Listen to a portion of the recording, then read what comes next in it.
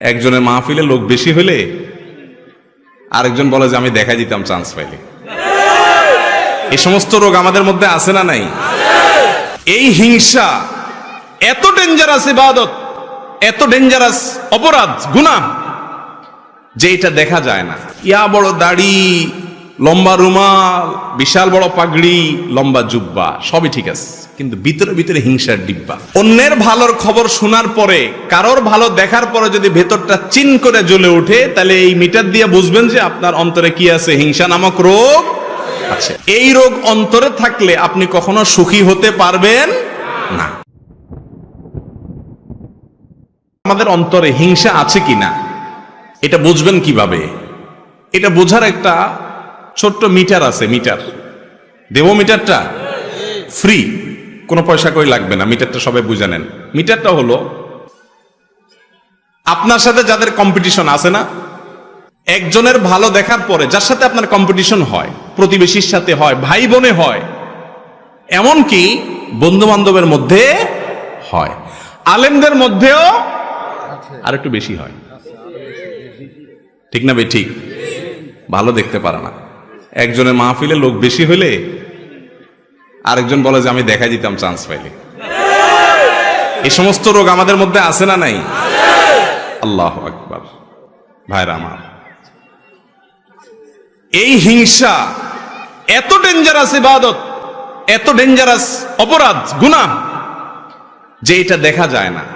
ইয়া বড় দাড়ি, লম্বা রুমাল, বিশাল বড় পাগড়ি, লম্বা জুব্বা, সবই ঠিক আছে, কিন্তু ভিতরে ভিতরে হিংসার ডিব্বা। হতে পারে কি পারে না বলেন? ভাইরা আমার, অন্যের ভালোর খবর শোনার পরে, কারোর ভালো দেখার পরে যদি ভেতরটা চিন করে জ্বলে ওঠে, তাহলে এই মিটার দিয়ে বুঝবেন যে আপনার অন্তরে কি আছে, হিংসা নামক রোগ আছে। এই রোগ অন্তরে থাকলে আপনি কখনো সুখী হতে পারবেন না। আরেকজনের ভালো দেখার পর যদি আপনার ভেতরে কষ্ট হয়, এর মানে হলো আপনার ভেতরে কুফুরির দানা আছে। কিসের দানা? কুফুরির দানা। কুফুরি বুঝেন? আল্লাহ তাআলাকে অস্বীকার করা কত ডেঞ্জারাস বিষয়। আল্লাহর অস্বীকারের দানা আছে আপনার ভিতরে। কিভাবে বুঝবেন? আল্লাহ রাব্বুল আলামিন যদি ওনাকে কোনো ভালো কিছু দেয়, অনেক ভালো কিছু দিলেন, এটা দিছে কে? আল্লাহ। আপনার যদি জ্বলে, আপনার যদি কষ্ট হয়, আপনার ভেতরে যদি অস্থিরতা লাগে, পেরেশানি লাগে, চিনচিন করে, হিংসা হয়, তার মানে আল্লাহর যে ফয়সালা, আল্লাহর যে বন্টন, আল্লাহ যে তাকে দিয়েছেন, আপনি আল্লাহর এই ফয়সালাকে মানতে পারতেছেন না। এটা এক প্রকারের অস্বীকৃতি না? এই জন্য বললাম, হিংসা এই রোগটি মূলত মানুষের অন্তরে কুফুরির দানা থেকে সৃষ্টি হয়। আমরা হয়তো খেয়ালও করি না। সবাই কম বেশি রোগের রোগী। সৃষ্টি জগতে প্রথম অপরাধ কি হয়েছে জানেন? গোটা সৃষ্টি জগতে আল্লাহর প্রথম নাফরমানি কোনটা হয়েছে জানেন? কোন গুনাহটার প্রথম হয়েছে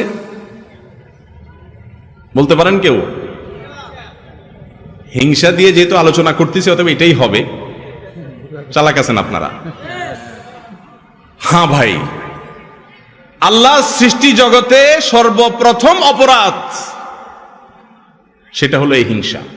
মিস্টার ইবলিস যখন আল্লাহ তাআলা তাকে সিজদা করার নির্দেশ করলেন আদমকে, তার ভেতরে কি হয়েছে? হিংসা হয়েছে। খলাকতানি মিন নার ওয়া খলাকতাহু মিন তিন। তাকে মাটি থেকে তৈরি করছেন আল্লাহ, তাকে আমি সিজদা করব, এত মর্যাদার মাটির। হিংসা হয়েছে। এই হিংসার পরবর্তী গুনাহটা হয়েছে তাকাব্বুর, অহংকার। সেখান থেকে হয়েছে কুফরি। হিংসার মতো অপরাধ, যেটাকে আমরা অপরাধ মনেই করি না, জেনাকে অপরাধ মনে করি, চুরিকে অপরাধ মনে করি, মাদককে অপরাধ মনে করি, নামাজ ছাড়াকে অপরাধ মনে করি, বেপরদাকে অপরাধ মনে করি, গালিগালাজকে অপরাধ মনে করি, মানুষ হত্যাকে অপরাধ মনে করি, কারণ এগুলো সব দৃশ্যমান। কিন্তু হিংসা নামক অপরাধ, যে অপরাধ ছোট কোনো অপরাধ নয়, আমল বিনাশী অপরাধ, সেটাকে আমরা অপরাধ মনে করি না। ভাইরা আমার, আজ থেকে আপনার বুকে নিজে হাত দিয়ে চিন্তা করবেন, কল্পনা করবেন, ভাববেন কারোর ভালো দেখলে আপনার জ্বলে কিনা। পারবেন না ইনশাআল্লাহ? যে যদি দেখেন যে হ্যাঁ কারোর ভালো দেখলে আপনার ভেতরে জ্বলে, তাহলে বুঝতে হবে আপনার ভেতরে হিংসা আছে। এটাকে নোট করে ফেলবেন। নোট করার পর প্রতিজ্ঞা করবেন যে এই হিংসা আমি দূর করব। দূর করা ভেরি ইজি। রোগ ধরাটা হলো মূল। আপনি যদি ধরতে পারেন যে আপনার অন্তরে অমুকের প্রতি হিংসা আছে, ওনার প্রতি হিংসা আছে, এটা যদি আপনি ধরতে পারেন, তাহলে ইনশাআল্লাহ ট্রিটমেন্ট ভেরি ইজি। খুঁজে বের করার পর দ্বিতীয় কাজ হলো চিন্তা করবেন, আমি যদি হিংসা করি তাহলে কেমন যেন আমি আল্লাহর ফয়সালাকে অস্বীকার করলাম। ঠিক না? ঠিক বলেন। আল্লাহ তাআলা পাশের বাসার আমার প্রতিবেশীর ছেলেকে মেয়েকে ভালো রেজাল্ট দিয়েছেন, এই দানটা তো আল্লাহর, তো আমার আল্লাহ দিয়েছেন, আমার যদি কষ্ট লাগে তার মানে আল্লাহর বন্টনটাকে আমি মানলাম না। ডেঞ্জারাস ব্যাপার, কুফরি। এটা মানুষকে আস্তে আস্তে ওই ইবলিসকে যেরকম কাফের বানিয়ে দিয়েছে, আস্তে আস্তে মানুষকে কুফরি পর্যন্ত নিয়ে যায়। এই কথার যখন চিন্তা করবেন তখন ইনশাআল্লাহ নিজের ভেতরে হিংসা দূর হওয়ার প্রাথমিক পদক্ষেপ চলে আসবে, যে এটা তো আল্লাহর বন্টন, আমি হিংসা করে কি লাভ হবে? হিংসুক হিংসা করে পৃথিবীর কারোর কোনো ক্ষতি করতে পারে না। বরং আপনি কি করবেন, ওই মালিকের সাথে কথা বলা শুরু করবেন। বলবেন, মালিক তুমি তাকে দিয়েছ, তোমার ভান্ডারে তো কোনো কমতি নাই, তাকে দিয়েছ তার জন্য আমার কোনো কষ্ট নাই, আরো দাও, কিন্তু আমাকেও দাও সাথে মালিক। ব্যাস, এটার নাম হলো গিবতা, বাংলা বলে ঈর্ষা। এটা খারাপ না, এটা জায়েজ আছে। কারোর ভালো দেখছেন, দেখার পরে বললেন যে আল্লাহ তাকে আপনি দিয়েছেন, এটা নিয়ে আমার আপত্তি নেই মালিক, আপনি সিদ্ধান্ত নিয়েছেন দেওয়ার, অতএব নিশ্চয়ই এর ভেতরে কল্যাণ আছে, আপনার ফয়সালার প্রতি আমার কোনো অভিযোগ নাই মালিক, তাকে দিয়েছেন আরো দেন, আমাকেও দেন। হলো কি? ঈর্ষা। এই ঈর্ষাটা হিংসার মতো নিন্দনীয় বা খারাপ না। যদি আপনার মনের ভেতরে কারোর প্রতি হিংসা হয়, আল্লাহর কসম করে বলতেছি, পরীক্ষা করে দেখেন, নিজের ভেতরে অ্যাপ্লাই করে দেখেন, প্রয়োগ করে দেখেন।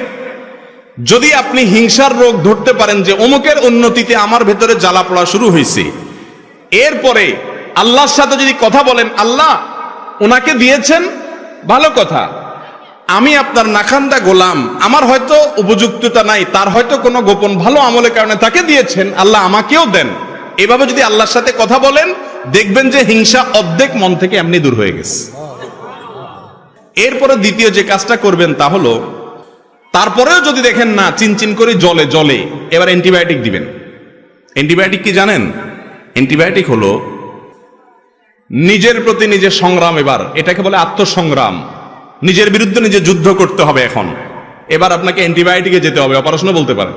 সেটা হলো এবার নিজের নফসকে বলবেন, নফস আমার আল্লাহ তাকে দিয়েছে, তোমার কাছে কষ্ট লাগে, তুমি হিংসুক, ছোট লোক, অতএব এটার শাস্তি হলো তুমি আল্লাহর কাছে মনে না চাইলে হুদামিসা দোয়া করো, এমনি দোয়া করো, আত্মলি বলো, আল্লাহ ওনাকে যা দিয়েছেন আল্লাহ ওনাকে আরো দেন, আরো দেন। আল্লাহ আল্লাহ আপনার শুকর, আপনি তাকে দিয়েছেন, তার ছেলেকে এ প্লাস দিয়েছেন, আল্লাহ আরো দেন। আল্লাহ ওনার ব্যবসায় অল্প দিনে এত লাভ করছে, আল্লাহ ডবল করে দেন। মনে চাবে না, কিন্তু মনের বিরুদ্ধে মুখে আল্লাহর কাছে কি করবেন? এটা বললে আপনার ভেতরকার যে প্রবৃত্তি, আত্মা, নফস, এই নফস রুসওয়া হবে, বেইজ্জত হবে, লাঞ্ছিত হবে, এবং ইনশাআল্লাহ হিংসা থেকে সে আস্তে আস্তে সরে আসবে। শয়তান তখন বলবে, ছেড়ে দে মা, কেন্দেবাসি। কারণ এই লোক উল্টা বরং যার প্রতি হিংসা হয় তার জন্য দোয়া করা ধরছে। তার জন্য যদি দোয়া করা ধরে, শয়তান চিন্তা করবে যে এই লোক তো উল্টা বরং আরো তার অন্তরটাকে প্রশস্ত করতেছে।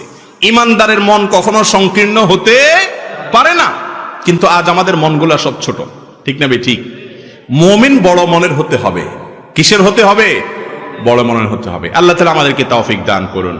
ভাইরা আমার, হিংসা নামক এই রোগ, এটা থেকে মুক্তির জন্য আমাদের প্রাণপণ লড়াই চালাতে হবে নিজের বিরুদ্ধে।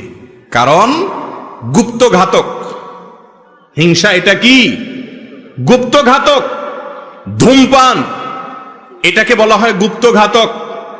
মাদক গুপ্ত ঘাতক। তামাক গুপ্তঘাতক, ভেতরে ভেতরে মানুষকে শেষ করে দেয়। ক্যান্সার গুপ্তঘাতক। ঠিক তেমনি ভাবে একজন ইমানদারের জন্য, তার আমলের জন্য, তার ইমানের জন্য গুপ্তঘাতক হলো হাসাদ বা হিংসা। আল্লাহ তাআলা আমাদের সবাইকে, আমাদের অন্তরগুলোকে পরিষ্কার করার তৌফিক নসিব করুন। ভাইরা আমার, কারোর প্রতি যখন হিংসা হবে, আপনি যখন নিজের বিরুদ্ধে সংগ্রাম করে হিংসাটা দূর করতে পারবেন, একটু চেষ্টা করলে দেখবেন যে দূর হয়ে গেছে ইনশাআল্লাহ। দূর হয়ে গেলে দেখবেন আপনার মনের ভিতরে শান্তি আসবে। ওনার উন্নতি দেখলে আর কষ্ট হবে না, তখন কি হবে? শান্তি আসবে। মনে হবে যে আল্লাহ ওনাকে দিয়েছেন, দেখ, আল্লাহ তো অভাব নেই, আমাকেও দেখ। এটা যখন করবেন তখন আল্লাহ তাআলা আপনাকেও ইনশাআল্লাহ দিবেন। আর যদি হিংসা করেন তাহলে ওনাকে আল্লাহ দিছে, আল্লাহ হিংসুককে কোনোদিন দেয় না। আপনাদের সমাজে আপনারা একটু ডানে বামে খেয়াল করে দেখেন, যারা হিংসা করে আল্লাহ রাব্বুল আলামিন হিংসুকদেরকে কখনো দেন না। ওইগুলা জ্বলে পুড়ে খাসিরাত দুনিয়া ওয়াল আখিরা, আমসালা দুইটাই চলে যায়, দুনিয়া আখিরাত দুইটাই বরবাদ হয়ে যায়। হিংসা করে কোনো লাভও হয় না, আর ভেতরে ভেতরে জ্বলে জ্বলে আরো শেষ হয়। ঠিক না বে ঠিক? হিংসা করলে কি মনে শান্তি লাগে? কথা বলেন। কারোর প্রতি হিংসা হলে কি নিজের মনে শান্তি লাগে? মনে অস্থিরতা লাগে না? অতএব কারোর প্রতি হিংসা করবেন না আপনার নিজের স্বার্থে। কার স্বার্থে? কারণ হিংসা ছাড়লে আপনার আরাম হবে, আর হিংসা করলে আপনার ব্যারাম হবে, কষ্ট হবে, দুঃখ বাড়বে, জ্বালা শুরু হবে, হার্ট অ্যাটাকও করতে পারেন। ঠিক না বে ঠিক? আল্লাহ তাআলা আমাদের সবাইকে অন্তরের এই গুনাহ এবং অপরাধ থেকে বেঁচে থাকার তৌফিক দান করুন।